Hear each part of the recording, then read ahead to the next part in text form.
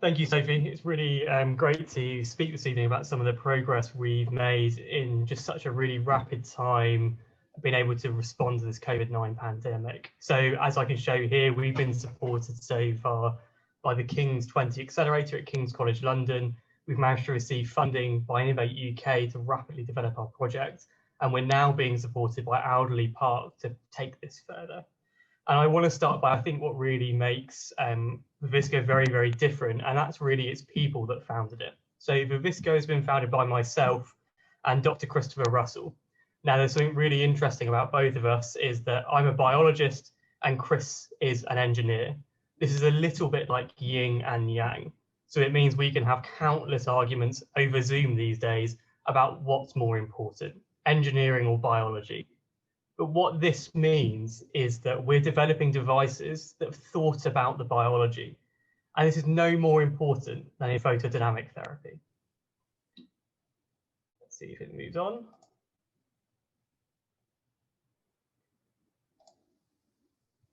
Perfect. So I want to open up with a little bit about what's different about innovation, particularly running a very early stage startup during a pandemic. And normally when you see in this stage, there's a lot of effort put in for very slow growth. If you're trying to engage with experts in the field, sometimes it can take a long time to even get a conversation with them or even have a cup of coffee when they've got 5 minutes running off of a train. What we found that's been different during COVID-19 is we've really broken this hourglass. It's been completely different innovation landscape to work in. And an example of this is in just 6 months, we've received 2 funded grants through the UK government to excel our innovation. We've engaged with 6 multinational companies, which has led to both donations in kind of equipment, and more importantly, I would say, donations of expertise, thoughts and opinions about how we can make our innovation better and get it to market faster. This has really been exceptional in the time frame, considering some of these agreements normally take months to negotiate. I think that's what we've really seen during this pandemic that I hope we can take away. If you look at AstraZeneca and Oxford building these vaccines, there's really been an open invitation for innovation. And I think the medical device industry can take a leaf out of pharmaceutical books here and start working like this in a more open and innovative capacity. And finally, it's really hard to avoid. I'm not sure if we can get tallies for day in, day out, but so far myself, I've completed over 150 hours on Zoom meetings. Luckily, there's a few people nearby who it turns out live 10 minutes away. So we've had quite a few walks and detailed conversations down the road, but Zoom has really been fundamental to how we've innovated. So this brings me on to really how we're going to tackle future pandemics with our technology. Now, I hope everybody's eaten and nobody's squeamish here, because we're about to see a very nice video provided by Zeiss, a neurosurgical and surgical equipment provider. And we're going to focus particularly on a progress of light-sensitive drugs from oncology to COVID-19. So for my PhD, I was chucked in the back of a neurosurgery theatre and spent 6 months trying to hide into the walls, not to touch anything.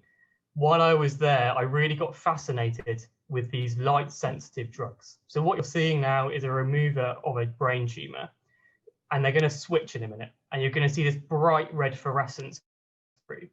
That's actually a drug called glialan, and is a photosensitizer. It's selectively uptaken into the tumour cells, and it glows bright red. What you're seeing there is that bright red fluorescence. And these drugs help surgeons remove the tumour. And I spent many, many hours up against a microscope imaging that particular compound in live human brain tissue. Now you're going to say this is great for oncology, but what on earth has this got to do with COVID-19 and treating infections? And that's where I'll take you on now to photodynamic therapy. It's just frozen. Let's try and get one more slide. Perfect.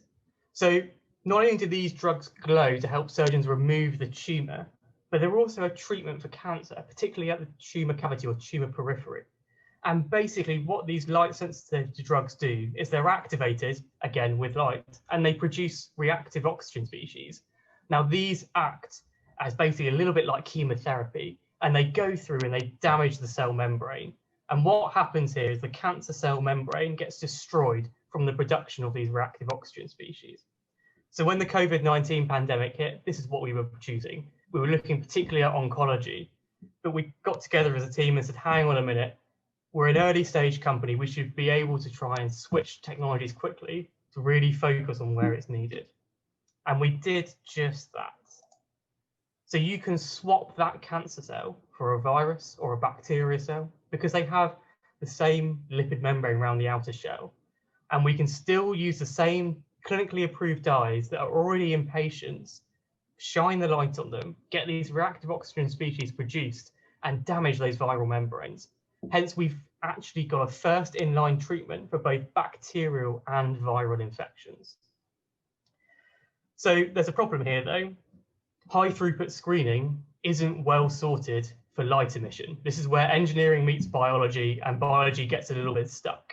So our first step that Chris had to do was actually build a high throughput screening capability for light. And what you're seeing in the far left of the screen, that blue ominous glow, is actually a stackable unit of boxes that fit inside a cell incubator.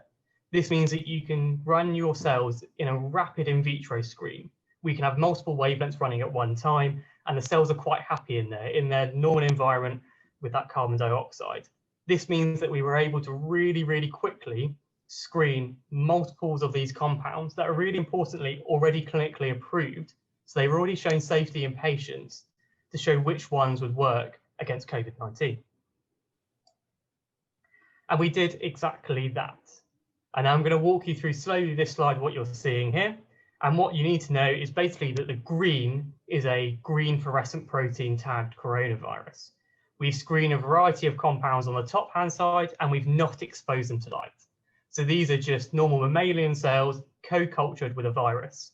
And what you can see on the top row is you get loads of green expression, basically lots of virus. However, when we turn the lights on, which is the bottom one, you can see that compound 1 and compound 3 at this particular wavelength of light had a really nice clearance of that green fluorescent protein. This means that they're clearing the virus. And one thing I would say on this note is this really wouldn't have been possible without outstanding academic collaborators. And this goes back to my very first slide, that actually innovation during a time like this requires expertise, people with different backgrounds to come together quickly. And our academic collaborators really excelled at getting this done and bringing the engineering to the biology. So what we've shown here is that the green fluorescent protein, or the coronavirus, can be cleared with light exposure and some of our already clinically approved light sensitive dyes. Now, the next question you're going to say is, this is all very well and good, Alistair, but why is this important to COVID-19? Yes, if you shine a UV light in it, I can probably clear an infection as well and clear bacteria. Why should I really care? And the answer is by a very simple slide that you've probably all seen. Boris Johnson has probably presented this slide quite a few times. The number of patients on mechanical ventilation was a key indicator during the first wave of the pandemic. And even to this day, it's creeping back up. As of Sunday, 1,355 people are on mechanical ventilation, and this is only going to go up. However, this poses a unique opportunity to get light directly into the lungs. And this is exactly what we did. So we said, this is the option that we have to get people off mechanical ventilators quicker by directly treating their infection. Our target was mechanical ventilation due to ease of access, and we decided to develop a bronchoscope accessory, so light delivered via a bronchoscope to the patients that need this most. Our overall aim really was to help release the intensive care pressure by getting people off intensive care quicker, helping these patients recover quicker, and increasing ventilator capacity. And that's exactly what we've been able to do. So we've designed an endoscope accessory that fits with most current bronchoscopes bronchoscopes at the minute. We can nicely go down the working channel and our device comes out and doesn't block the airway, but delivers light at precisely the right amount to make sure you limit side effects, but kill that virus. And as you can see here on the left, this is one of the prototypes that Chris produced, and I'll show you where at the end of the presentation. But this is exactly what we could do. So this is just a summary of why I think this is important. Perhaps not for COVID-19, because I hope with the great news coming out about the vaccines today that actually COVID-19 come 2021 will be a thing of the past. However, if you look at the viruses that have come through in the last 30, 40 years, even going back to just beyond the First World War, Spanish flu, avian flu, MERS, SARS, bird flu, respiratory infections, these problems are not going away. In fact, they are just getting worse. And the more of the natural environment that we take up, I'm sure David Attenborough will be happy for me to say, the more pandemics we are going to get. And what we hope is that our rapid innovation now means that if an infection comes out that targets respiratory infections later in the future, even for community-acquired pneumonia, our treatment will be a first-in-line defense that isn't dependent on a particular DNA. It's not designed against a particular RNA. It's designed against a lipid membrane, making it universal to a wide range of bacterial and viral infections. And this is exactly what I'm showing you on the slide. Whether it's COVID-19 or community-acquired pneumonia, we help to get people off of ventilators quicker by delivering light via a bronchial endoscope tube. And this means, as we have shown, that we can clear genetically tagged coronavirus with this green fluorescent protein directly from mammalian cells.